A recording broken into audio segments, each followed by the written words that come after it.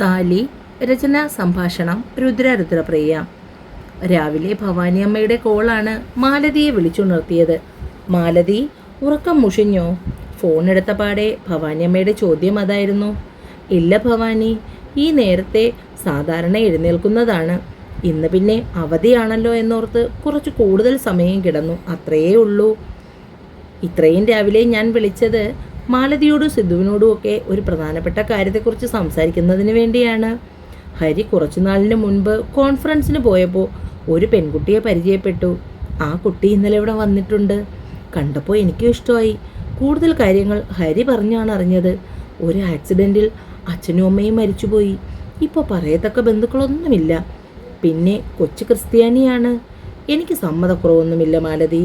ഒന്നിനെ സ്നേഹിച്ച് കൊതി തീരും മുന്നേ ഈശ്വരൻ വിളിച്ചു. ദേവിമോളുടെ ദുഃഖം ഒരുപാട് കണ്ടതാണ്. ഇപ്പോൾ അവൾക്കൊരു ജീവിതവും ഉണ്ടായി. ഇനി ഒന്നിനും ഞാനില്ല മാലതി. എൻ്റെ കണ്ണടയുന്നത് വരെ എൻ്റെ കുഞ്ഞുങ്ങൾ സന്തോഷത്തോടെ ഇരിക്കണമെന്ന് മാത്രം മതി. അപ്പോൾ ഞാൻ പറഞ്ഞു വന്നത് എന്താണെന്ന് വെച്ചാൽ, നാളെ എല്ലാവരും കൂടി ഇങ്ങ് വന്നേക്കണം രാവിലെ. പോരുമ്പോൾ രമ്യമേളെ കൂടി കൊണ്ടുവരാൻ മറക്കരുത്. ഇപ്പോൾ 3 മാസം കഴിഞ്ഞില്ലേ, പതിയെ വന്നാൽ മതി. എന്നാൽ ഞാൻ വയ്ക്കട്ടെ. ദേവിമോളെ കൂടി വിളിക്കണം. സരോജ ഇപ്പോൾ അവിടെയല്ലേ, അവളോടും പറയണം കാര്യങ്ങളെല്ലാം. ജയനെയും മഹേശ്വരി അമ്മയും എല്ലാം വിളിക്കണം. പറയുമ്പോൾ മാലതിയമ്മയുടെ മുഖത്തും നിറഞ്ഞ ചിരിയായിരുന്നു. ഫോൺ കട്ടാക്കുമ്പോൾ മാലതിയമ്മ അതേ ചിരിയോടുകൂടി തന്നെ ആലോചിച്ചു. ഭവാനിയുടെ സ്വഭാവത്തിൽ വന്ന മാറ്റം അവർക്ക് ഒരുപാട് സന്തോഷം തോന്നി. രാവിലെ മാതുമോളും ദേവിയും തമ്മിലുള്ള യുദ്ധം തുടങ്ങി. കുളിപ്പിച്ചു കഴിഞ്ഞാൽ പിന്നെ അരമണിക്കൂർ അവളുടെ പിന്നാലെ ഓട്ടമാണ്. തല തുടയ്ക്കാനും മുടി പിടിക്കാനും ഒന്നും പെണ്ണടങ്ങി നിൽക്കില്ല, ഓടിക്കൊണ്ടിരിക്കും. ഇപ്പോൾ നേരെ ഓടിയിരിക്കുന്നത് അമ്മയുടെ അടുത്തേക്കാണ്. ഒരു വിധത്തിൽ മഹേശ്വരി അമ്മയും സരോജവും കൂടി പിടിച്ചു വെച്ചു. ദേവി തല തുടച്ച് ഡ്രസ്സും മാറ്റി. അപ്പോഴാണ് ഫോണുമായി ജയൻ വന്നത്.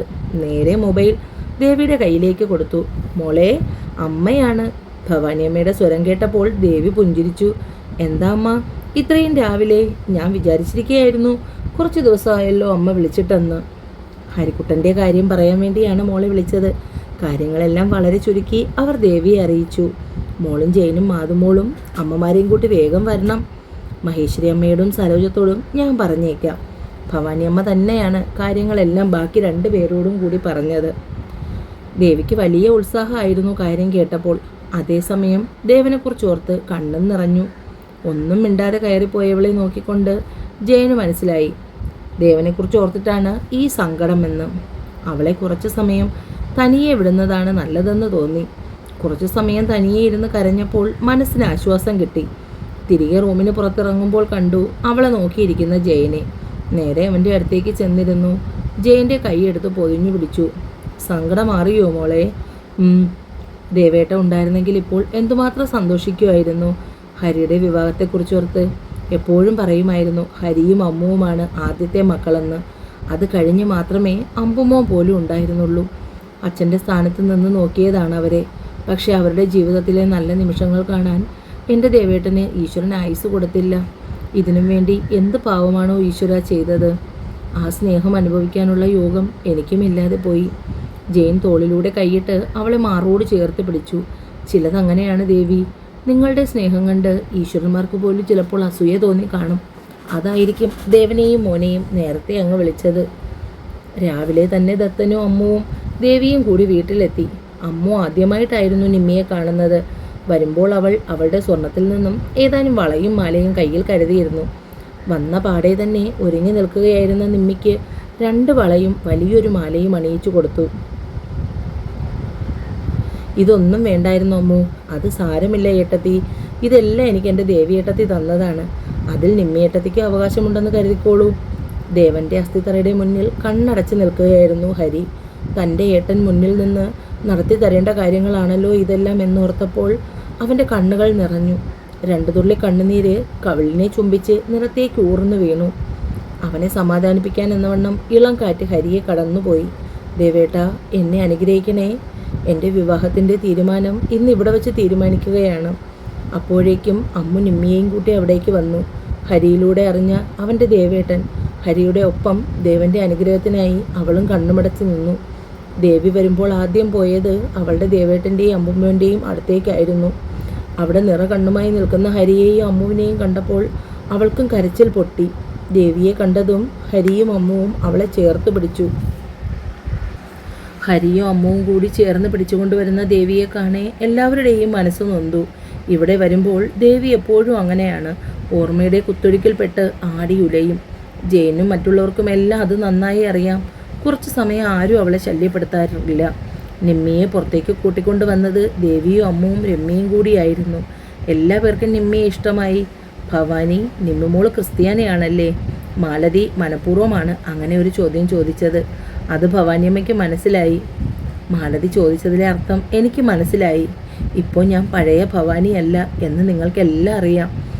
ഞാനെല്ലാം മനസ്സിലാക്കിയപ്പോൾ ഒരുപാട് വൈകിപ്പോയി. അപ്പോൾ എൻ്റെ ജീവിതത്തിൽ നഷ്ടങ്ങൾ മാത്രമായി. ഞാൻ കാരണം ഒരുപാട് പേര് വേദനിച്ചു. പക്ഷേ അതിനെല്ലാമുള്ള ശിക്ഷ ഈശ്വരൻ എനിക്ക് ഒരുമിച്ച് തന്നു. പശ്ചാത്തപിക്കാൻ പോലും അവസരം കിട്ടിയില്ല മാലതി. ഭവാനിയമ്മയുടെ കണ്ണ് നിറഞ്ഞൊഴുകി. എല്ലാം കേട്ടുകൊണ്ട് നിന്ന ദേവിയുടെ അവസ്ഥയും അതുതന്നെയായിരുന്നു. അമ്മേ, എന്തിനാ വീണ്ടും എല്ലാം ഓർമ്മിക്കുന്നത്? ഏട്ടത്തിക്ക് സങ്കടമായി. മറന്നിട്ട് വേണ്ടേ ഹരി? ദേവി നെടുവേർപ്പെട്ടു. സാരമില്ല, ഈ സങ്കടം എന്നെ പട്ടടയിലെടുക്കുവോളം കാണും മോനെ. എല്ലാവരോടും വളരെ നന്നായിട്ടാണ് നിമ്മി പെരുമാറിയത്. അത്രയും വലിയൊരു കുടുംബത്തിലേക്ക് എല്ലാവരുടെയും പരസ്പര സ്നേഹവും സഹകരണവും അവളുടെ കണ്ണും നനയിച്ചു. അച്ഛനും അമ്മയും പോയതിൽ പിന്നെ ഞാൻ തനിച്ചാ. ഒറ്റയ്ക്കുള്ള ജീവിതം ശരിക്കും മടുപ്പിച്ചു. എൻ്റെ സ്വത്ത് കണ്ട് റിലേറ്റീവ്സ് പലരും ഉത്തരവാദിത്വം ഏറ്റെടുത്തു. അവരുടെ അകന്ന ബന്ധത്തിലുള്ളവരുമായി പല പല ആലോചനകൾ. സ്വത്ത് പുറത്തു പോകാതിരിക്കാൻ. ഒന്നിനും എനിക്ക് സ്വാതന്ത്ര്യമില്ലാതായി. എന്തിനും ഏതിനും ആവശ്യമില്ലാത്ത അധികാരം കാണിക്കും. ഒടുവിൽ എൻ്റെ സ്വാതന്ത്ര്യം തന്നെ നഷ്ടപ്പെട്ടു എന്ന് തോന്നിയപ്പോൾ അവരൊക്കെയായി പിണങ്ങേണ്ടി വന്നു. പിന്നെ അഹങ്കാരിയായി, തോന്നിയ പാട് നടക്കുന്നവളായി. ആരും പിന്നെ സ്വന്തം കൂടാൻ വരാതെയായി. ആരോടും ഇല്ലാതിരിക്കുന്ന അവസ്ഥ അത് പറഞ്ഞറിയിക്കാൻ കഴിയില്ല. ഇപ്പോൾ ഇവിടെ നിങ്ങളൊക്കെ കാണുമ്പോൾ ഞാൻ എന്തുമാത്രം സന്തോഷിക്കുന്നെന്നറിയാമോ? ഇനി ഒറ്റയ്ക്കാണെന്നുള്ള ചിന്ത വേണ്ട. ഞങ്ങളെല്ലാവരും കൂടെയുണ്ട്. ഭവാനി, എല്ലാവരും ഉണ്ടല്ലോ. ഇപ്പോൾ തന്നെ ഒരു ഡേറ്റ് നോക്കി നമുക്ക് നിശ്ചയം നടത്താം. അതോ നേരെ കല്യാണത്തിലേക്കോ? എല്ലാ പേരുടെയും ആഗ്രഹം എന്താണോ അതുപോലെ മതി ഏട്ടാ. എന്നാൽ നമുക്ക് വിവാഹം നടത്താം. മോൾക്ക് അത്യാവശ്യം ചെയ്യാൻ എന്തെങ്കിലും ജോലി ബാക്കിയുണ്ടെങ്കിൽ അത് തീർത്ത് വേഗം വരട്ടെ. എന്നിട്ട് വിവാഹം, അതുപോരെ? ദിവാകരൻ ചോദിക്കുമ്പോൾ എല്ലാവരും അത് ശരിവെച്ചു. രമ്യയ്ക്ക് വീട്ടിൽ വന്നത് മുതൽ വല്ലാത്ത അസ്വസ്ഥതയായിരുന്നു. രാത്രിയിൽ വയറുവേദനയും ഇടയ്ക്കിടയ്ക്ക് ബ്ലീഡിങ്ങും. നീ ഇങ്ങനെ ഇപ്പോൾ മാറും, ശരിയാകും എന്നൊക്കെ പറഞ്ഞിരുന്നാൽ പറ്റില്ല. സിദ്ധു അവളോട് ദേഷ്യപ്പെട്ടു. ഒടുവിൽ ഹോസ്പിറ്റലിൽ എത്തുമ്പോൾ അവൾ ആകെ തളർന്നു തുടങ്ങി. സാധാരണ ഇങ്ങനെയുള്ളപ്പോൾ ചെറിയ സ്പോട്ടിങ് കാണും, അത് പേടിക്കേണ്ട. പക്ഷെ അത് കൂടിയാൽ പ്രശ്നമാകും. സ്കാനിങ് റിപ്പോർട്ട് വരട്ടെ, നമുക്ക് നോക്കാം, ഡോക്ടർ പറഞ്ഞു. റിപ്പോർട്ട് കിട്ടിയതും ഡോക്ടർ സിദ്ധുവിനെയും രമ്യയെയും ക്യാബിനിലേക്ക് വിളിപ്പിച്ചു. രണ്ടുപേരും വളരെ ടെൻഷനോട് കൂടിയാണ് ഡോക്ടറുടെ മുന്നിലിരുന്നത്. അവളുടെ മുഖം കണ്ടപ്പോൾ തന്നെ ഡോക്ടറിന് മനസ്സിലായി, ഇങ്ങനെ ടെൻഷൻ അടിക്കേണ്ട കാര്യമൊന്നുമില്ല. ഇരട്ടി സന്തോഷമുള്ള കാര്യമാണ് പറയാൻ പോകുന്നത്. ഒരാളല്ല കേട്ടോ, 2 പേരാണ്. സ്കാനിങ് ഒന്നും ചെയ്തില്ലായിരുന്നു നേരത്തെ. ഇല്ലെന്ന് രമ്യ തലകുലുക്കി. ഇരട്ടക്കുട്ടികളാണെന്ന് അന്ന് തന്നെ രമ്യ ദേവിയെ വിളിച്ചറിയിച്ചു. അവളുടെ സന്തോഷം പറഞ്ഞറിയിക്കാൻ കഴിയില്ലായിരുന്നു. ആ സന്തോഷം അതുപോലെ ജയനോടും പറഞ്ഞു. കുട്ടേട്ടാ, നമുക്ക് മാത്രം എന്താ ഇതുവരെ കുഞ്ഞാവാത്തത്? കണ്ണു നിറച്ചുകൊണ്ട് ചോദിക്കുന്നവളെ കണ്ടപ്പോൾ ജയനും വിഷമം തോന്നി. അതിന് നമ്മൾ ഇപ്പോഴല്ലേ കുഞ്ഞു വേണമെന്ന് ആഗ്രഹിച്ചു തുടങ്ങിയത് ദേവി. അതുകൊണ്ട് ഇത്രയും സങ്കടപ്പെടേണ്ട ആവശ്യമുണ്ടോ? എല്ലാം ശരിയാവോടോ? നീ ഇങ്ങനെ വിഷമിക്കല്ലേ. ഈ മാസം കൂടെ നമുക്ക് നോക്കാം. അത് കഴിഞ്ഞ് പറ്റിയില്ലെങ്കിൽ നിനക്ക് ഹോസ്പിറ്റലിൽ പോകാം. പിന്നെ നന്നായി സഹകരിക്കണം. ഇങ്ങനെ തൊട്ടും തൊടാതെയും നിന്നാൽ പറ്റില്ല. നന്നായി പണിയെടുക്കണം. എന്നെ പണിയെടുക്കാനും നീ സമ്മതിക്കണം. പോയേ കുട്ടേട്ടാ? ഇപ്പോഴേ ഇങ്ങനെയാ. പിന്നെ വന്നു നിന്ന് കരയരുത്. കുട്ടേട്ടാ, വാവ വന്നില്ലെന്ന് പറഞ്ഞ് അവളെ നെഞ്ചിൽ ചേർത്ത് നിർത്തി ജയൻ കളിയാക്കി. അപ്പോൾ ഞാൻ പറഞ്ഞു വരുന്നത് എന്താണെന്ന് വെച്ചാൽ, നമുക്കെല്ലാ സങ്കടവും മാറ്റിവെച്ച് കുറച്ച് സ്നേഹിക്കാം. അവളെയും എടുത്തുകൊണ്ട് ജയൻ ബെഡിലേക്ക് വീണു. രാവിലെ സരോജാമ്മയുടെ കണ്ണാടി കാണുന്നില്ല. മഹേശ്വരി, നീ എൻ്റെ കണ്ണാടി കണ്ടായിരുന്നോ?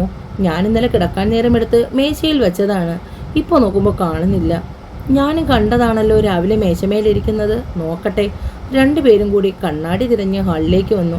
അപ്പോഴാണ് കാണുന്നത് മാതുമോൾ കണ്ണാടിയും വെച്ചൊരു ന്യൂസ് പേപ്പർ എടുത്ത് കസേരയിൽ ചാരി ഇരിപ്പുണ്ട്. രണ്ടുപേരും കൂടി അതും നോക്കി ചിരിയായിരുന്നു. മഹേശ്വരി അമ്മ കുസൃതി പെണ്ണിനെ എടുത്തു. അമ്മമ്മയുടെ കണ്ണാടി നീ എടുത്തോ കള്ളി പെണ്ണെ. പെണ്ണ് കുലുങ്ങി ചിരിക്കാൻ തുടങ്ങി. അപ്പോൾ രാവിലെ തന്നെ സരോജവും മഹേശ്വരിയും കൂടി അടുക്കളയിൽ കയറി എന്തെങ്കിലുമൊക്കെ ചെറിയ ജോലികൾ ചെയ്യും. ദേവി എത്ര വേണ്ടെന്ന് പറഞ്ഞാലും രണ്ടുപേരും അടങ്ങിയിരിക്കില്ല. വീട്ടിൽ നിന്നും വന്നതിനേക്കാൾ ഒരുപാട് മാറ്റമുണ്ട് അമ്മയ്ക്കിപ്പോൾ. ഇടയ്ക്കിടയ്ക്ക് മഹേശ്വരി അമ്മയോട് തിരക്കും ദേവിയുടെ മാസക്കുളിയെക്കുറിച്ച്. ഈ മാസവും ഇരുന്നു. ആ സമയമുണ്ടല്ലോ. എനിക്കും കൊതിയായി സരോജം മാതുമോൾക്ക് കൂട്ടായി അമ്പുമോൻ വരാൻ. മഹേശ്വരി അമ്മ നിശ്വസിച്ചു. വരും, എൻ്റെ അമ്പുമോൻ വരും, എൻ്റെ കുഞ്ഞിന് കൂട്ടായി, സരോജം കട്ടായം പറഞ്ഞു.